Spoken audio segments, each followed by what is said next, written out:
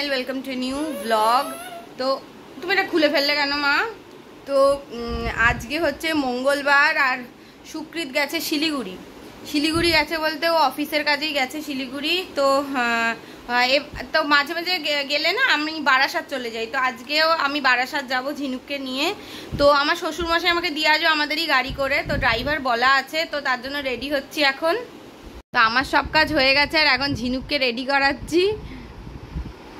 কালকে না ও বাড়ি গেছিলাম, মানে আমার শাশুড়ির জন্মদিন ছিল। তো এই র্যাশ ক্রিমটা বাড়িতে ফেলে চলেছি। তো পুরোনো একটা র্যাশ ক্রিম কেটে ইউজ করছি। আমাকে দেখেছে এটাকে খুলে ওকে লাগাতে, সেই জন্য এখন লাগায়। তো এই র্যাশ ক্রিমটা না সত্যি খুব ভালো, মানে হিমালয়ের র্যাশ ক্রিমটা।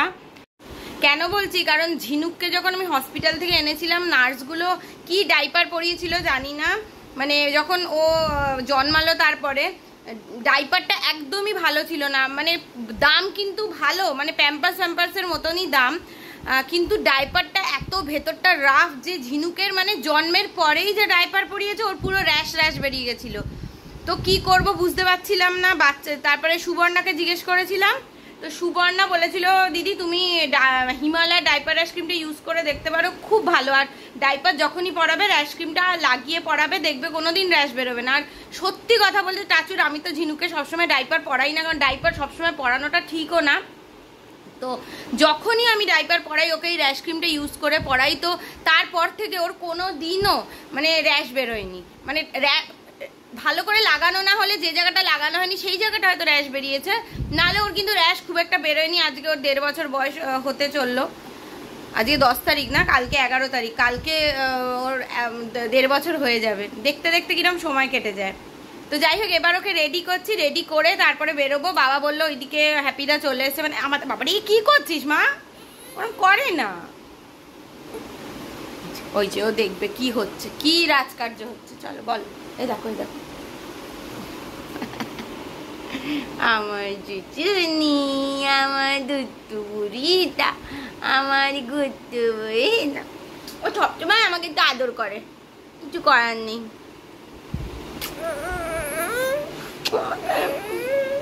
আমাকে এত আদর মনে আমার মাও করেনি, তুই আমায় যা আদর করিস।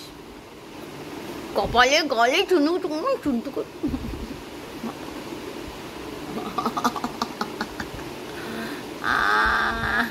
দেখতে দে মামা, চোখ তো ঢেকে গেল।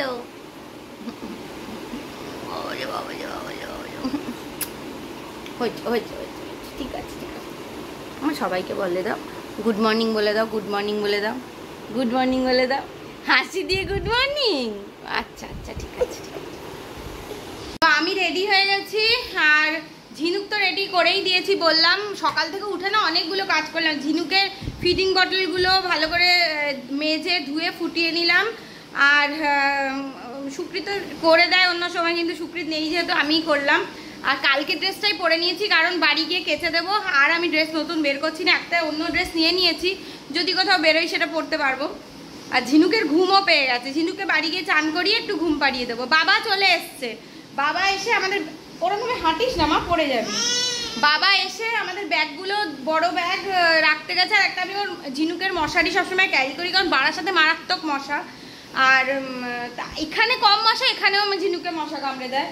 তো যাই হোক, ওটা আমি নিয়ে যাই। ওখানে আর কিনে রাখিনি ফালতু, যখন যাই নিয়ে চলে যাই, গাড়ি করেই তো যাই, অসুবিধা হয় না। যতদিন ওই ছোট মশারিতেও শুতে পারবে, নাহলে তো কদিন বাদে তো বড় মশারিতেই শুতে হবে। আর কদিন বাদের থেকে, তাই না মা? চোখে চুল পড়ছে। আচ্ছা, তো এবার আমরা বেরিয়ে যাব। একদম ফুল রেডি হয়ে গেছি। এত গরম লাগছে, চুলটা বেঁধে নিয়েছি। চুল কালার করে, চুল সুন্দর করে কেটেও চুল খোলা রাখতে পারছি না, প্রচন্ড গরম। এই যে এখন এই ব্যাগটা নিয়ে যাব, এই গ্রিন কালারের ব্যাগটা নিয়ে যাব। এই যে ঝিনুক কই? এই যে দেখা দাঁড়িয়ে আছে। বাবা নিচে গেছে তাই দাঁড়িয়ে আছে মা দাদাইয়ের জন্য। আচ্ছা আসছে, দাদাই আসছে। দাদাই এক্ষুনি চলে আসবে মা, আমাদের নিয়ে যাবে তো দাদাই। এই তো 1 নাম্বার ক্রস করলাম, এই তো 1 নম্বর পেরোচ্ছি। ওই অ্যাপেলে তো ওষুধটা কিনলাম, এলাম তো। ওই বাবা আয় আই আই ওরে বাবা ওরে বাবা আয় আয় করছে আবার টাটাও করছে আবার কি একবার টাটা করছে একবার আয় আয় করছে ও বাবলে বলে বাবলে বলে বাবলে বাবা ভিডিও বলে কথা হচ্ছে বাবা হয়েছে হয়েছে হয়েছে চলে এসছি চলো আর চুল টেনো না চুলগুলো বাঁধলাম আবার খুলে দিলি চল চলে এসছি চলে এসছি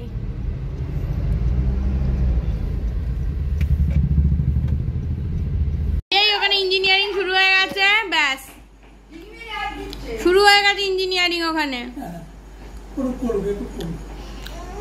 হাতে না লেগে যা ডিঙি মেরে ইঞ্জিনিয়ারিং শুরু চলে এসো মামা মামার কাছে চলে এসো 10 জনে ইঞ্জিনিয়ারিং শুরু কি হলো মামা না জুতো না জুতো না দাও দিদি ভাই আমি ওইটা দেখছি জুতো না মা জুতোটা তোলা হয়নি ওটা কোথায় রাখবে আচ্ছা ওটা হবে ওটা হবে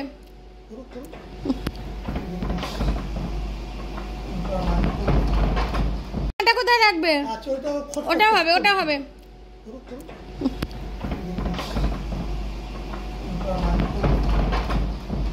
লেগে না যায় হাতে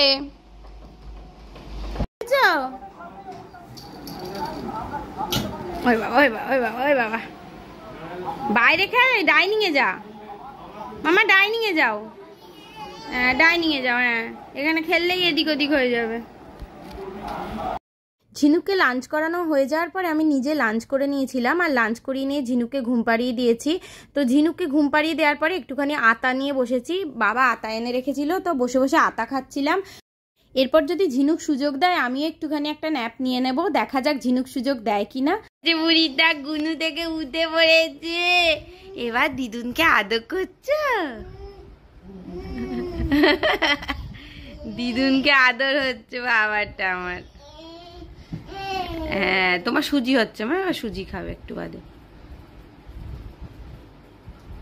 কত আদর হলো দিদুনকে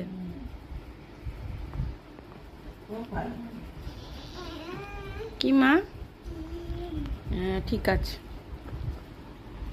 মা বাবা উঠলোই মাত্র মা শুয়ে আছে আমি একটুখানি কয়েক মিনিট মানে 1 ঘন্টা মতন একটা ন্যাপ নিয়ে নিয়েছি ঝিনুক আমাকে সে সুযোগ দিয়েছে বাপরে মামা প্যাম্পাসটা ভরে গেছে ছাড়িয়ে দেবো কি চিবচ্ছিস তুই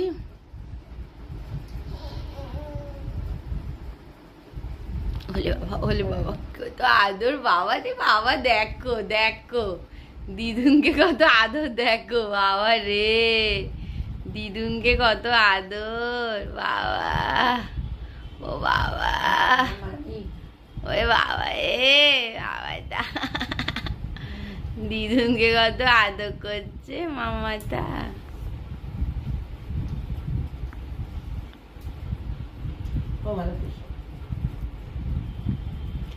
ও ঘুমোলো এই যে ঝিনুকের সুজিটাও হয়ে গেছে এই দিকটা একটু ধরে গেছে এই গ্যাসের আঁচটা ভীষণ বেশি মিডিয়ামে দিয়ে করছি তাতেও ধরে গেছে এটা একটু ফর্মুলা মিল্ক দিয়ে ঘেটে মেখে খাইয়ে দেবো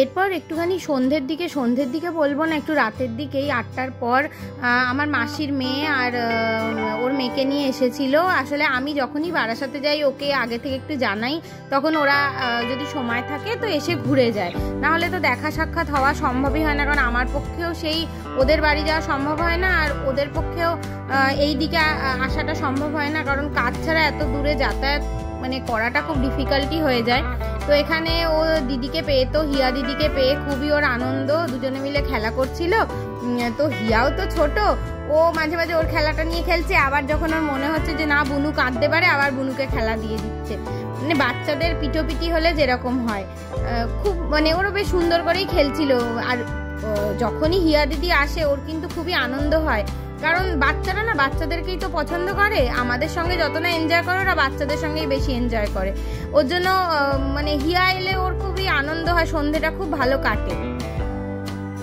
আর আমার মাসির মেয়ে তুলির সঙ্গেও আমার অনেকদিন বাদে বাদেই দেখা হয়। যখন আমি বারাসাতে আসি তখনই একটু দেখা হয়, গল্প গুজব হয়, সেটাও কিন্তু একটু ভালো লাগে, নাহলে একটু বোরই হয় বাড়িতে। ঠিক আছে, দেখ পুতুলকে কি সুন্দর খাওয়াচ্ছে, দেখ খুব সুন্দর হচ্ছে, খুব সুন্দর পুতুলকে খাওয়ানো হচ্ছে।